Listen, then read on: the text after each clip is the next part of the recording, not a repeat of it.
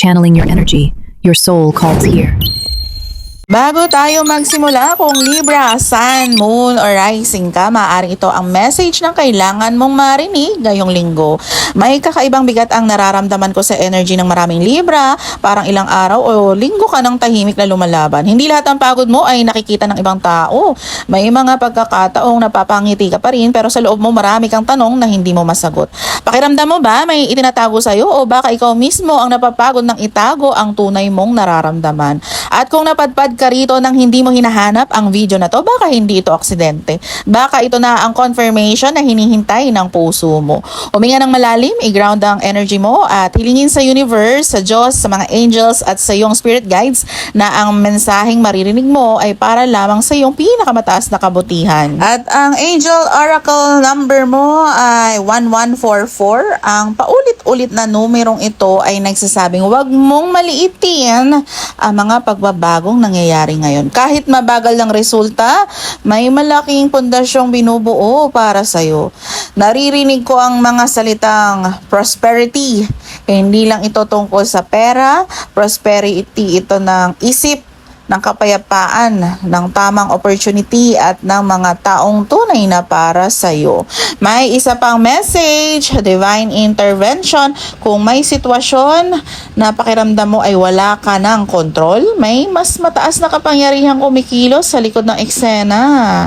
Hindi pa tapos ang kwento at faith, kung nawawalan ka ng pag-asa, ito ang paalala na hindi lahat ng nangyayari ay kailangan mong maintindihan ngayon. Minsan, kailangan mo lang magtiwala habang inaayos ng universe ang mga bagay na hindi mo pa nakikita. At ang purpose at higher callings, may Libra rito na pakiramdam niya, naliligaw siya, pero ang totoo, inililihis ka lang papunta sa mas tamang direksyon. Hindi ka na late, hindi ka napag-iwanan, inihahanda ka. Sa energy mo, sa week na to, parang may mga salitang hindi nasabi, may message na hindi umabot or may taong hindi naging tapat. At mayroon ding Libra na parang gusto nang sumuko sa pakikipagtalo.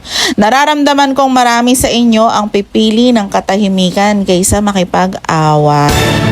Hindi dahil mahina ka, kundi dahil napagod ka ng ipaliwanag ang sarili mo sa mga taong ayaw namang makinig. Kung may issue sa pamilya, relasyon, trabaho o kaibigan, mas gugustuhin mong umiwas muna kaysa lumala ang sitwasyon. At alam mo, minsan yun ang tamang desisyon. Hindi lahat ng laban ay kailangang patulan. May isa pa akong nakukuhang energy. Mag-ingat sa mga chismis. Ayan, Libras. May information kang maririnig ngayong linggo na maaring kulang, baluktot o hindi pa kumpleto. Huwag agad mag-react. Mag-observe muna, may katotohanang lalabas sa tamang oras. Nararamdaman ko rin na maraming Libra ang nag-overthink ngayong linggo. Parang may kutob ka, may pakiramdam kang may nangyayari sa likod ng hindi mo nakikita. Para sa ilan, tama ang intuition mo, pero para sa iba, takot lang ang nagsasalita. Kaya bago gumawa ng malaking desisyon, siguraduhin mo ng facts ang pinagbabasihan mo, hindi assumptions. Sa usaping pag-ibig, kung single ka, may energy ng taong tahimik lang pero matagal ka nang inoobserbahan. Hindi pa siya handang lumapit o baka ikaw ang hindi pa handang magpapasok ng bagong tao.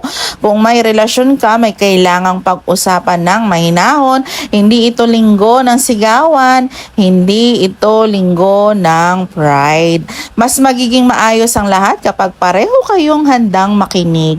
Kung nasa complicated situation ka, nararamdaman kong may isang cycle na dapat nang matapos. Hindi lahat ng bumabalik ay para manatili. Minsan bumabalik sila para tuluyan mo ng mapakawalan. At sa nakikita ko naman sa career at finances, may opportunity na darating pero kailangan mong maging mapanuri. Basahin ang kontrata, basahin ang detalye, huwag magmadali sa pirma. Kung naghahanap ka naman ng trabaho, may possibility na may tawag, email o message na darating. Kung may negosyo ka, mas magiging maganda ang result kapag inayos mo muna ang sistema kaysa magdagdag agad ng bagong plano. Kung estudyante ka naman, wag mong isipin na hindi ka matalino dahil nahihirapan ka. May learning process lang na pinagdadaanan. Unti-unti mo makukuha ang confidence mo. Para naman sa health, Libras, nako. Kung may bisyo ka, ito ang linggong magandang simulan ang pagbabawas. May mga Libra ring kulang sa tulog at may stress na matagal nang naiipon. May ilan ding nakakaramdam ng pananakit ng ulo, balikat, leeg o likod dahil sa sobrang pag-iisip at pagod. Hindi ito medical diagnosis ha. Paalala lamang na pakinggan mo rin ang katawan mo. Magpahinga kapag kailangan. Para sa mga seniors na Libra, huwag mong isipin na tapos na ang pinakamagandang bahagi ng buhay mo. May bagong dahilan para ngumiti. May reunion, magandang balita o taong muling magpapagaan ng loob mo. Alagaan ang katawan at huwag pabayaan ang regular check-up. Para sa mga nasa ibang bansa, OFW, hello po.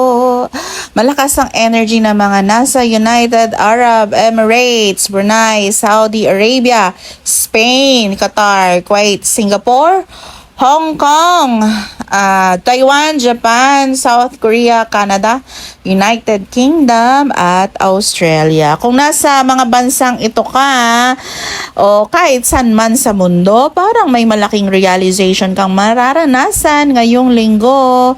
Alam kong pagod ka na, pero hindi nasayang ang lahat ng sacrifice mo. May bunga itong paparating. Ang pinakamahalagang guidance ngayong linggo, hindi lahat ng nagtatapos ay kabiguan. May mga bagay na kailangang bitawan para magkaroon ng space ang mas magandang kapalaran. Huwag mong piliting kontrolin ng lahat. May mga pintong kusa ng magsasara at may mga pintong bubukas ng hindi mo inaasahan. Kung hindi man mag-resonate ang buong reading, kunin mo lamang ang bahaging para sa'yo dahil general collective reading ito. Kung gusto mo ng personal tarot reading na nakaayon mismo sa energy mo, maaari mo kong i-message para sa energy exchange.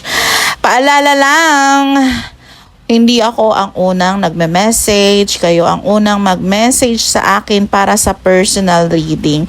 Available din ang aking book 1 at book 2 sa PDF format. Mayroon din akong charge at cleanse crystal bracelets. Bawat bracelet ay nililinis at charge muna ang energy bago ko po ito ipa-ship. Wala po akong website sa ngayon ha. At kung astrology at birth chart naman ang gusto mong pag-aralan, bisitahin mo po ang hiwalay kong channel na Astro Luna Quest, Astrology and Birth Chart. At maraming salamat po sa inyong tiwala. Naway gabayan kayo ng liwanag, protection at tamang direksyon sa buong linggo na to. Again, this is Astro Luna Quest. Magandang araw po sa lahat. At muli po ha, ulit-ulitin ko, kayo po ang unang magme-message sa akin sa mga pinned comments or nasa description ko po ang aking contact infos. Maraming salamat po ulit. Hanggang sa muli.